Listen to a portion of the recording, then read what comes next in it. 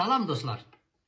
Bir gecənin içərisində sizdən 32.000 mesaj almışam ki, hamınız istəyirsiniz ki, Nəsiminin İraq divanında olan o şeiri sizlər üçün açıqlayım. Qabaqcadan deyim ki, bir video yazısında bütün şeiri danışmaq mümkün olmayacaq.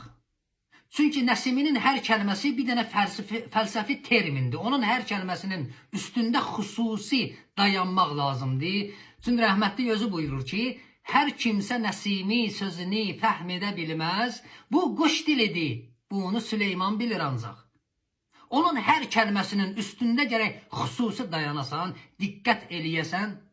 Ona görə də mən qərara gəldim ki, hər video yazısında o şeirin bir bəndini sizlər üçün açıqlayım. İnşallah ürəklərdə təsir qoyar. Nəsimi buyurur ki, Fatihə, Ümmül kitabın göstər ayası nədir? 28 sizudə hərfin xülasası nədir? 9 ata, 7 ana, 4 dayədən ver xəbər. Du, çəharu, pəncu, şeşin, saqi binası nədir? Fatihə, Ümmül kitabın göstər ayası nədir deyəndə Nəsimi Fatihə surəsindən danışır. O zamanki devirdə cəmaət ərəb dilin bilmirdi, başa düşmürdü. Başa düşən də çox az idi. Ona görə Fatihəni oxuyanda indiki bizim namaz qılanlarımız da çoxu vələzzalin deyir, amma mənasını başa düşmür. Ona görə də Nəsimi cəmaata başa salır ki, o Fatihəni ki sən oxuyursan, Fatihə Qur'anın açarı, Qur'anın ürəyi, Qur'anın əvvəli və axiridir.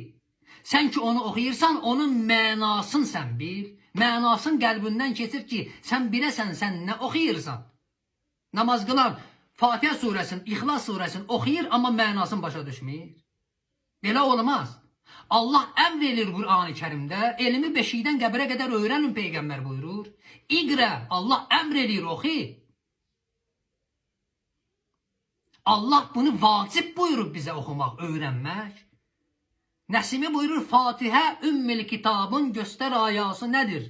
28 sizudə hərfin xülasası nədir? 28 sizudə 28-13 rəqəmləridir. Ərəb əlifbası 28 hərfdən ibarətdir.